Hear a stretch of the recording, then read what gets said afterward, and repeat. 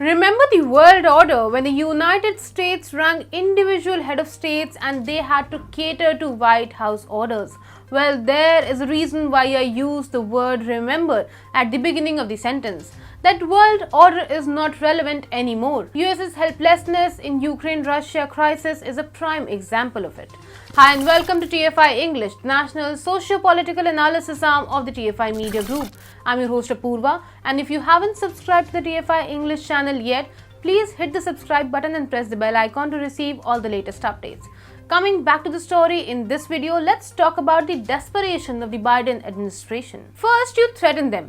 They don't listen. Then you use social coercion. They refuse to accept your relevance. Then the third step is begging. United States is in the third stage of getting its demands accepted. It seems to believe that it has come up with a new magical trick to stop Russian oil trade. That is why it has again pleaded India to come on its side.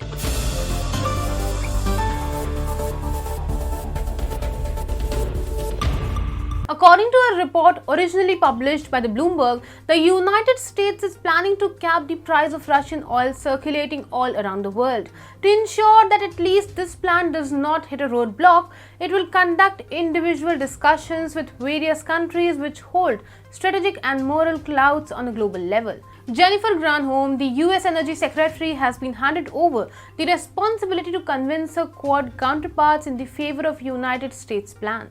According to the plan, the Biden administration is trying to ensure that Russia does not rake up more than $60 per barrel in oil revenues. How much loss will it make to the Russian coffers? Well, for the context, non-Russian oil is trading well over $100 per barrel in international market. It seems as if Vladimir Putin has psychologically hit the Biden administration. Nothing else explains the use of Putin's name instead of Russia in the official statement, explicitly stating that US wants to lower Putin's profit. Energy Secretary said, "We want to put on the table the options of joining a buyers group that will have greater market power to be able to lower the price and therefore lower the price of Russian oil and lower the profits to Putin." This is just one of the multiple initiatives the United States has taken to stop India from buying Russian Ural at the cheap price. After it started to impose sanctions on Russia, the US and its pseudo-moral allies thought that India will join the sanctions war. But right from the beginning, India refused to listen to them. Going against the United States policy on Russia, India remained strategically neutral when it came to voting against Russia on multiple forums in the United Nations. Later, it turned out that at the current juncture of time, Russia is more important for India. India had an inflation problem and so it needed cheap oil. India decided to take Russian oil, which is available at much lower prices than the international market crude oil. Interestingly, the price rise in international market is also an artificial one. It has been created by deliberately supplying less amount of oil, apparently at the indirect behest of the United States. And when India got cheaper oil from Russia, it jumped onto the opportunity. In the year 2021, Russia barely supplied 1% of India's imported oil needs. Tables have turned and now it is on the verge of replacing Iraq as the top oil supplier of India.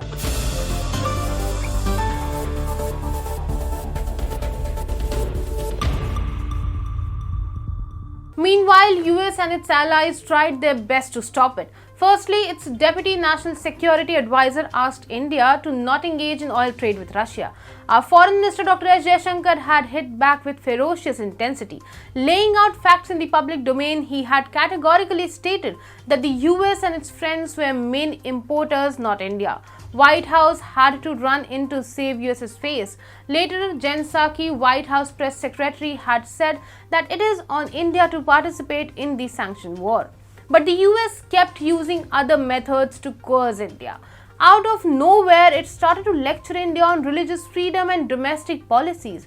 India was not going to hold back. Jaishankar effectively told them to clean their own room before they set out to intervene in internal affairs of other countries.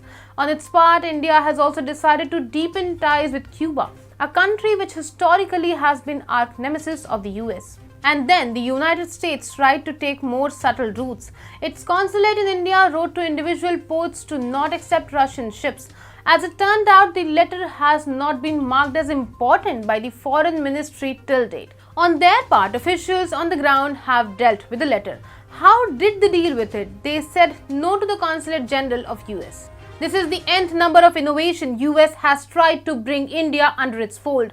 These include supporting India on its confrontation with China. But the US is not doing any favor to India. It is scoring its strategic goals. As usual, India will also prioritize its own interest.